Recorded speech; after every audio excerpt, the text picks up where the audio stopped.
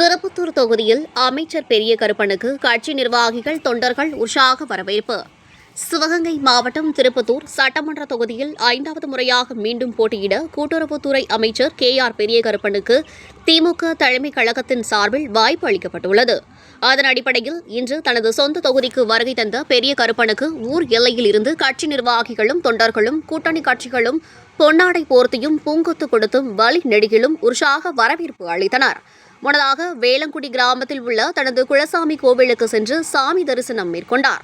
அதைத் தொடர்ந்து அமைச்சர் பெரிய கருப்பன் சுதந்திர போராட்ட தியாகிகளான மருது சகோதரர்கள் தூக்கிலிடப்பட்ட நினைவு தூண் மற்றும் அண்ணா சிலைக்கு மாலை அணிவித்து மரியாதை செலுத்தினார்.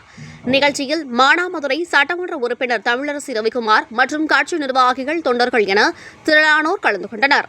கடந்த 2006, 2011, 2016, 2021 ஆகிய 4 முறை நடைபெற்ற சட்டமன்ற தேர்தலில் இதே தொகுதியில் போட்டியிட்டு வெற்றி பெற்று 2 முறை அமைச்சராகவும் 2 முறை சட்டமன்ற உறுப்பினராகவும் அங்கம் வகித்துள்ளார் என்பது குறிப்பிடத்தக்கது.